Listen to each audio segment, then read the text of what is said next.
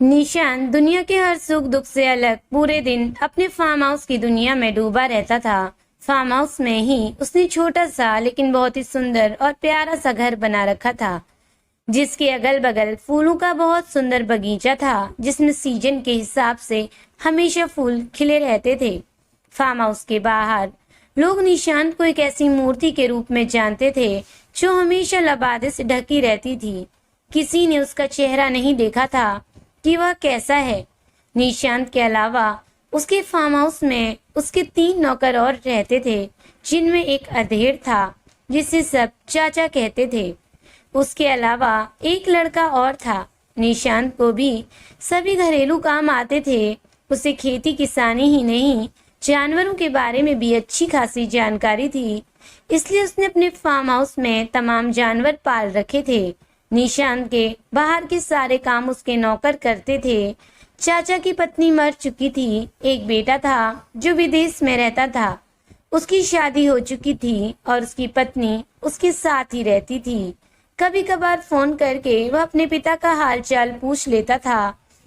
दूसरा नौकर साधारण शकल सूरत का बहुत ही सीधा साधा लड़का था। उसके लिए परेशानी यह थी कि निशांत से उसे जो कुछ भी मिलता था वह उसकी सौतेली माँ से छीन लेती थी। चाचा ने उसकी शादी कराने की बहुत कोशिश की थी, लेकिन लड़कियों ने उसके मुंह पर ही मना कर दिया था।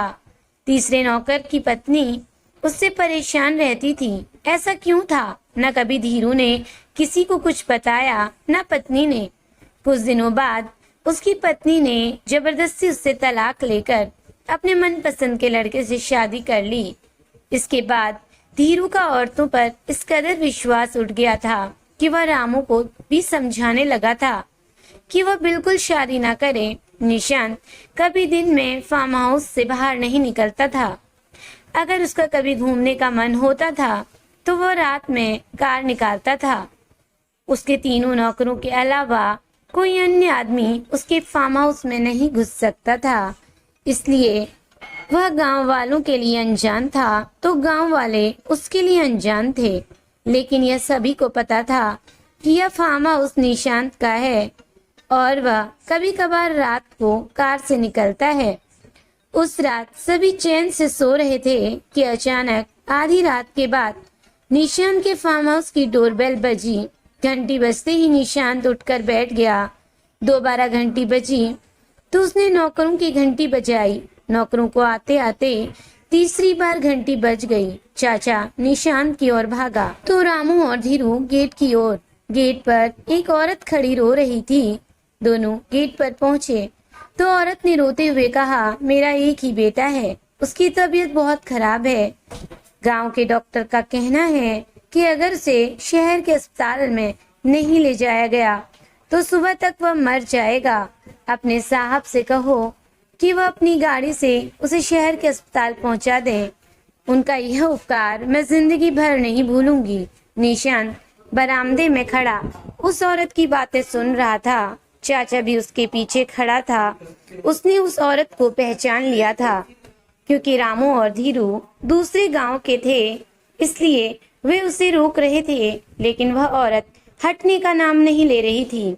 वह जोर जोर से रोते हुए कह रही थी कि अपने साहब से कहो कि मेरे बेटे को बचा लें। चाचा गेट की ओर बढ़ा, तभी पीछे से निशांत ने कहा, गैराज की चाबी लाओ, उसके बेटे को अस्पताल पहुंचाना होगा। सुबह चाचा ने निशांत को बताया, साहब उस औरत का नाम काजल है, उसका वही एक ही बेटा है, जबकि बेटियां 4 हैं। पता नहीं गरीबों को ही ज्यादा बेटियां क्यों पैदा होती हैं। लड़के के पास कोई काम धंधा नहीं है, इसलिए काजल का गुजर बसर बड़ी मुश्किल से होता है। पता नहीं वह बेटे का इलाज कैसे करा रही है। पता किया था, उसकी बेटी की तबीयत अब कैसी है? निशांत ने पूछा। जी, डॉक्टर कह रहा था कि चिंता की कोई बात नहीं है, जल्दी ही ठीक हो जाएगा। साहब बीमारी भले ही चिंता वाली ना हो, लेकिन जिसके यहाँ खाने को ना हो वह इलाज कहाँ से कराएगी? चाचा ने कहा। निशांत ने नाश्ता करके हाथ धोते हुए कहा, धीरू के हाथों खाने का कुछ सामान और रुपए भिजवा दो। इतना कहकर निशांत ने चाचा को कुछ रुपए दिए और अपने कमरे में चला गया। इसके बाद भी निशांत काजल के बेटे का हालचाल लेता रहा। जब उसे पता चला कि वह ठीक होकर घर आ गया है तो उसे सुकून सा महसूस हुआ। अस्पताल से आने के बाद काजल निशांत से मिलना चाहती थी। इसके लिए वह उसके फार्म हाउस पर पहुंची, लेकिन चाचा ने उसे अंदर नहीं आने दिया, बाहर से ही लौटा दिया। जब कई दिनों तक उसे इसी तरह वापस किया जाता रहा तो एक दिन काजल खींचकर बोली, तुम अपने साहब से मुझे मिलने क्यों नहीं देते? मैं उस फरिश्ते से मिलना चाहती हूँ जिसने मेरे बेटे की जान बचाई है, बल्कि दुख की घड़ी में मेरी मदद भी की है। कह दिया ना, साहब किसी से नहीं मिलते। उन्होंने किसी को भी अंदर आने से मना किया है। चाचा ने थोड़ा गुस्से में बोला, मैं आज उस फरिश्ते से मिलकर ही जाऊंगी। काजल जिद पर अड़ गई। उस दिन उसके साथ उसकी बेटी रश्मि भी आई थी। काजल, देखो मेरा समय बर्बाद मत करो। साहब ने पगडंडियों की घास काटने को कहा है, मुझे उसे काटना है। साहब जी का काम मैं खुद करूंगी। लाओ हंसिया दो, मैं काटती हूँ घास। इधर तो साहब आएंगे, वहीं मिल लूंगी साहब से। हाँ क्यों नहीं, उधर ही हंसिया रखी है। चाचा के मुंह से निकल गया। यह बात चाचा ने काजल से जान छुड़ाने के लिए कही थी, लेकिन काजल चाचा को धक्का देकर अंदर आ गई। चाचा उसे अंदर जाते देखता रहा। चाचा से बात करते हुए काजल को बेटी रश्मि का ख्याल नहीं रहा। चाचा भी काजल से उलझा था, इसलिए उसने भी उसकी ओर ध्यान नहीं दिया। उसी बीच मौका पाकर वह फार्म हाउस के अंदर घुस गई थी।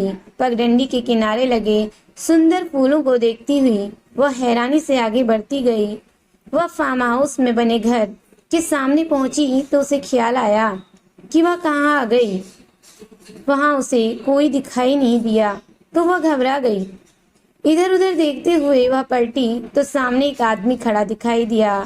रश्मि उसे देखकर सहम सी गई तो वह आदमी भी उसे देखकर घबरा गया। उसने अपने कंधे पर रखी चादर को जल्दी से इस तरह सिर पर डाल लिया कि उसका चेहरा छिप गया। रश्मि को पता था कि यहाँ चाचा रामू और धीरू के अलावा निशांत साहब रहते हैं। वह समझ गई कि यह निशांत साहब हैं, इसलिए उसने आगे बढ़कर कहा, आप ही निशांत साहब हैं ना? निशांत ने जान छुड़ाने के लिए एकदम से कहा, हाँ मैं ही निशांत हूँ। बताओ क्या काम है? साहब जी काम कुछ नहीं है, बस आपका शुक्रिया अदा करना चाहते थे, लेकिन आपके आदमी हमें अंदर ही नहीं आने दे रहे थे। आपने हमारे भाई को बचाकर हम पर जो एहसान किया है, हम उसे इस जन्म में भुला नहीं सकते। और हाँ, आपने जो हमें पैसे दिए हैं उन्हें लौटाने के लिए हमारे पास पैसे नहीं हैं, इसलिए हम उसके बदले आपका काम करके उसे चुकाना चाहते हैं। आपका इतना बड़ा घर है, फार्म हाउस है, आप हम लोगों से कोई भी काम करा सकते हैं। रश्मि ने कहा। निशांत रश्मि को वहां से जल्द भगाना चाहता था, इसलिए उसने कहा, इस सब की कोई जरूरत नहीं। जब तुम्हारा भाई कोई काम धंधा करने लगेगा तो मेरे पैसे वापस कर देना। हमारे यहाँ तुम लोगों के लिए कोई काम नहीं है। ऐसा कैसे हो सकता है साहब जी कि आपके यहाँ हमारे लिए कोई काम ना हो? हम लोग बहुत गरीब हैं। आप कोई भी काम दीजिए, हम कर देंगे। इसी बहाने हमारी भी मदद हो जाएगी और आपका कर्ज भी अदा हो जाएगा। रश्मि ने लगभग गिड़गिड़ाते हुए कहा। हमेशा कठोर रहने वाला निशांत पता नहीं क्यों रश्मि को मना नहीं कर पाया। उसे रश्मि को घर का काम करने की परमिशन दे दी। अब रश्मि घर में खाना बनाना और घर के सारे छोटे मोटे काम से लेकर निशांत का ध्यान भी रखती, लेकिन वह हमेशा लबादे के पीछे ढका रहता। अब रश्मि की इच्छा होती कि वो उसका चेहरा देखे। उसे हर समय ये बात परेशान करती कि क्यों निशांत बाबू सबसे अपना चेहरा छुपाते हैं। रश्मि बहुत ही चुलबुली स्वभाव की थी। निशांत बाबू वैसे तो बहुत कम बोलते थे, लेकिन रश्मि के साथ उसकी सारी बातें सुनते और अपनी बातें भी शेयर कर देते। घर जाकर अपनी माँ काजल को अपने निशांत साहब की सारी बातें बताती।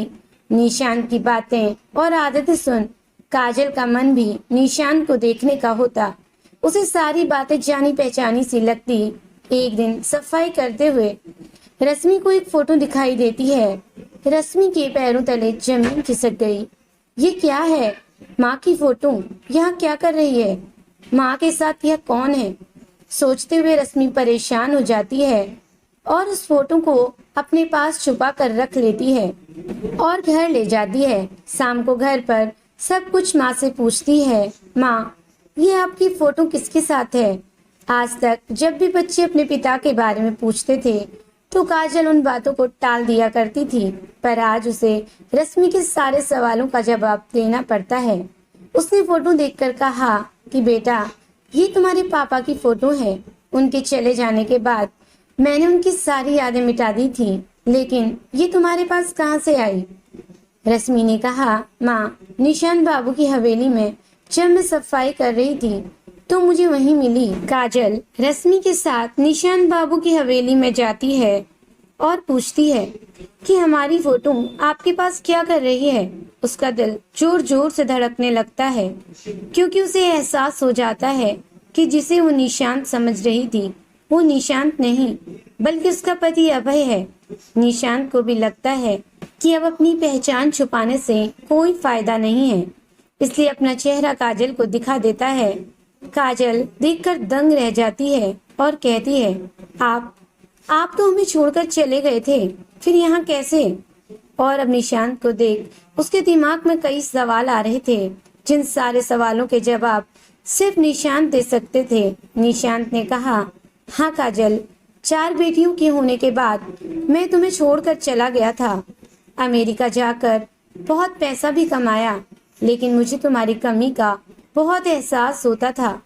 पैसा तो बहुत हो गया था मेरे पास, लेकिन क्या करता उन पैसों से जब मेरा परिवार ही मेरे पास नहीं था। इसलिए मैं इंडिया वापस आ गया, ये सोचकर कि तुमसे माफी मांग लूंगा, लेकिन फिर मेरी हिम्मत ही नहीं हुई। इसलिए मैं दिन में कहीं नहीं निकलता था। अपनी पहचान छुपाने के लिए मैंने अपना नाम भी बदल दिया। यहाँ इसी गांव में आया ताकि तुम्हें दूर से देख सकूं।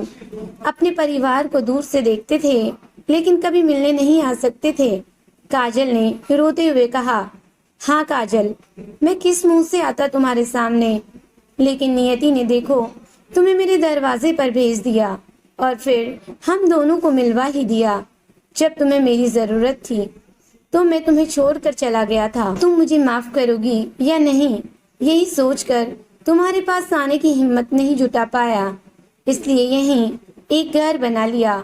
मुझे माफ कर दो काजल, मैंने तुम्हें बहुत तकलीफ दी है। मैं तुम्हारी माफी के लायक तो नहीं हूँ, लेकिन फिर भी हो सके तो मुझे माफ कर देना।